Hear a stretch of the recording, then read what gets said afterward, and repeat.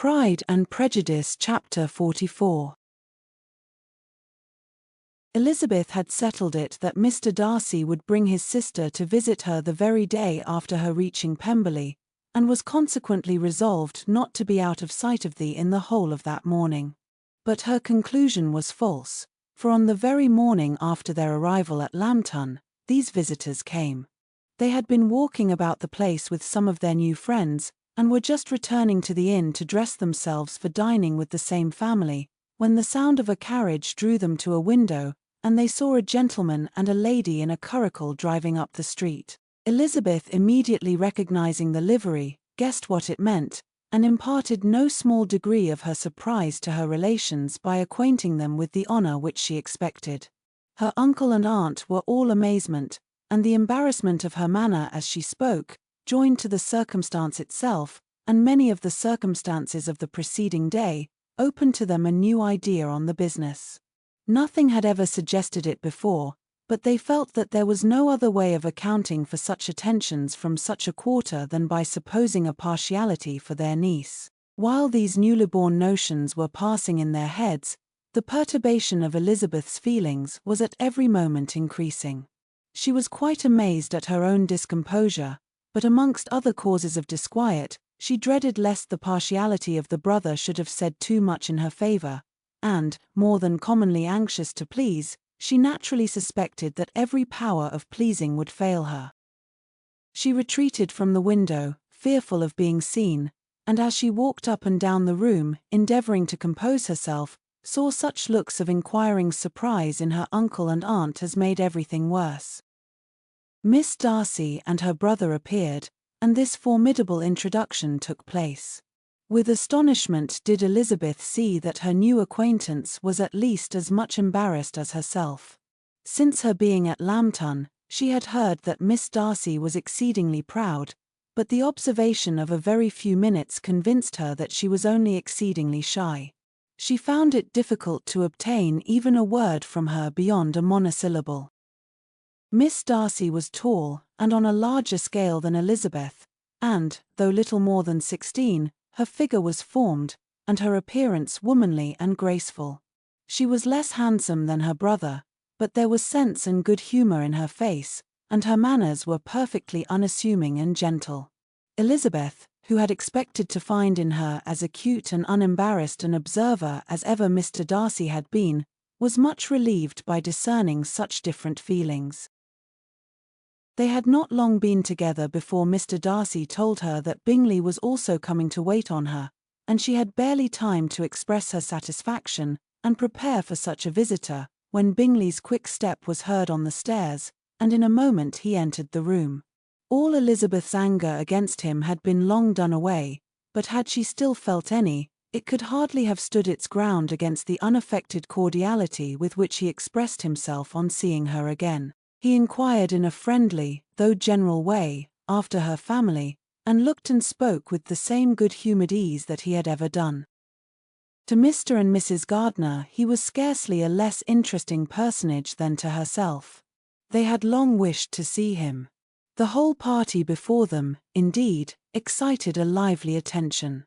The suspicions which had just arisen of Mr. Darcy and their niece directed their observation towards each with an earnest though guarded inquiry, and they soon drew from those inquiries the full conviction that one of them at least knew what it was to love.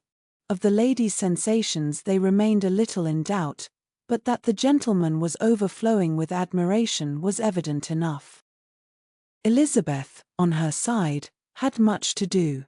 She wanted to ascertain the feelings of each of her visitors, she wanted to compose her own, and to make herself agreeable to all, and in the latter object, where she feared most to fail, she was most sure of success, for those to whom she endeavored to give pleasure were prepossessed in her favor. Bingley was ready, Georgiana was eager, and Darcy determined, to be pleased. In seeing Bingley, her thoughts naturally flew to her sister, and, oh, how ardently did she long to know whether any of his were directed in a like manner. Sometimes she could fancy that he talked less than on former occasions, and once or twice pleased herself with the notion that, as he looked at her, he was trying to trace a resemblance. But, though this might be imaginary, She could not be deceived as to his behavior to Miss Darcy, who had been set up as a rival to Jane. No look appeared on either side that spoke particular regard. Nothing occurred between them that could justify the hopes of his sister. On this point she was soon satisfied, and 2 or 3 little circumstances occurred ere they parted, which, in her anxious interpretation, denoted a recollection of Jane not untinctured by tenderness, and a wish of saying more that might lead to the mention of her, had he dared. He observed to her, at a moment when the others were talking together, and in a tone which had something of real regret, that it was a very long time since he had had the pleasure of seeing her, and, before she could reply, he added, "It is above 8 months. We have not met since the 26th of November, when we were all dancing together at Netherfield." Elizabeth was pleased to find his memory so exact, and he afterwards took occasion to ask her, when unattended to by any of the rest, whether all her sisters were at Longbourn. There was not much in the question, nor in the preceding remark, but there was a look and a manner which gave them meaning. It was not often that she could turn her eyes on Mr. Darcy himself, but, whenever she did catch a glimpse, she saw an expression of general complaisance, and in all that he said she heard an accent so removed from hauteur or disdain of his companions, as convinced her that the improvement of manners which she had yesterday witnessed, however temporary its existence might prove, had at least outlived one day. When she saw him thus seeking the acquaintance and courting the good opinion of people with whom any intercourse a few months ago would have been a disgrace, when she saw him thus civil, not only to herself, but to the very relations whom he had openly disdained, and recollected their last lively scene in Hunsford Parsonage ere the difference, the change was so great, and struck so forcibly on her mind, that she could hardly restrain her astonishment from being visible. Never, even in the company of his dear friends at Netherfield, or his dignified relations at Rosings, had she seen him so desirous to please, so free from self-consequence or unbending reserve, as now, when no importance could result from the success of his endeavours, and when even the acquaintance of those to whom his attentions were addressed would draw down the ridicule and censure of the ladies both of Netherfield as Rosings. Their visitors stayed with them above half an hour, and when they arose to depart, Mr. Darcy called on his sister to join him in expressing their wish of seeing Mr. and Mrs. Gardiner, and Miss Bennet, to dinner at Pemberley, before they left the country. Miss Darcy, though with a diffidence which marked her little in the habit of giving invitations, readily obeyed.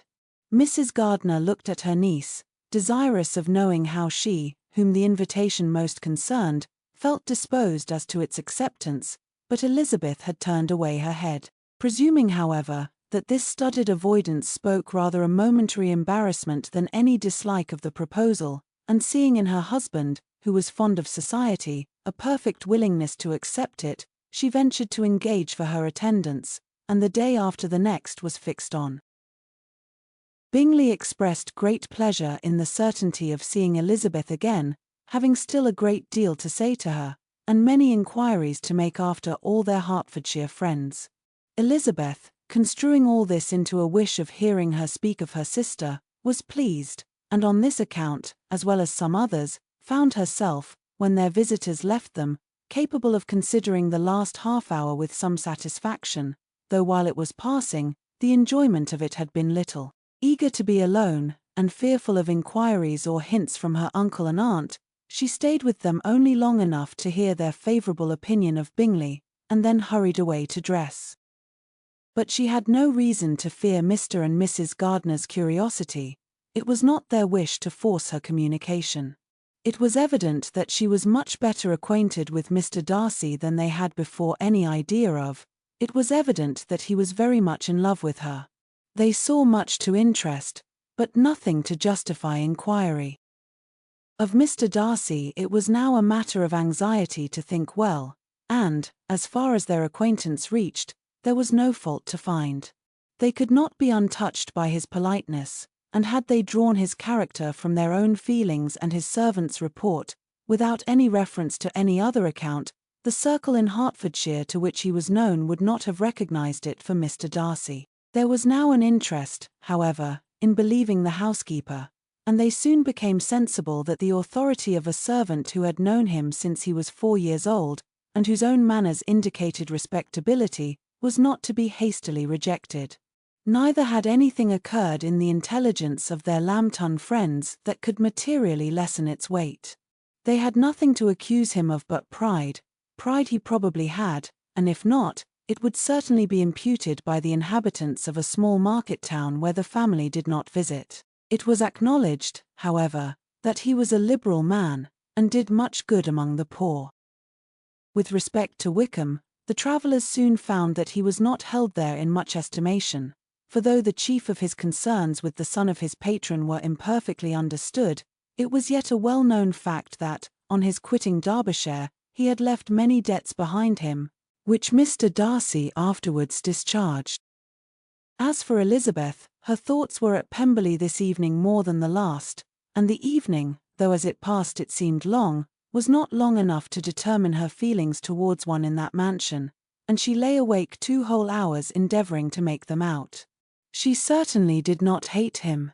No, hatred had vanished long ago, and she had almost as long been ashamed of ever feeling a dislike against him that could be so called. The respect created by the conviction of his valuable qualities, though at first unwillingly admitted, had for some time ceased to be repugnant to her feeling, and it was now heightened into somewhat of a friendlier nature by the testimony so highly in his favour, and bringing forward his disposition in so amiable a light, which yesterday had produced. But above all, above respect and esteem, there was a motive within her of goodwill which could not be overlooked. It was gratitude, not merely for having once loved her, but for loving her still well enough to forgive all the petulance and acrimony of her manner in rejecting him, and all the unjust accusations accompanying her rejection. He who, she had been persuaded, would avoid her as his greatest enemy, seemed, on this accidental meeting, most eager to preserve the acquaintance, and without any indelicate display of regard, or any peculiarity of manner, where their 2 selves only were concerned, was soliciting the good opinion of her friends, and bent on making her known to his sister. Such a change in a man of so much pride exciting not only astonishment but gratitude, for to love, ardent love, it must be attributed, and as such its impression on her was of a sort to be encouraged, as by no means unpleasing, though it could not be exactly defined. She respected, she esteemed, she was grateful to him, she felt a real interest in his welfare, and she only wanted to know how far she wished that welfare to depend upon herself, and how far it would be for the happiness of both that she should employ the power, which her fancy told her she still possessed, of bringing on her the renewal of his addresses. It had been settled in the evening between the aunt and the niece, that such a striking civility as Miss Darcy's in coming to see them on the very day of her arrival at Pemberley, for she had reached it only to a late breakfast, ought to be imitated, though it could not be equalled, by some exertion of politeness on their side, and, consequently, that it would be highly expedient to wait on her at Pemberley the following morning. They were, therefore, to go. Elizabeth was pleased, though when she asked herself the reason, she had very little to say in reply. Mr. Gardiner left them soon after breakfast. The fishing scheme had been renewed the day before, and a positive engagement made of his meeting some of the gentlemen at Pemberley before noon.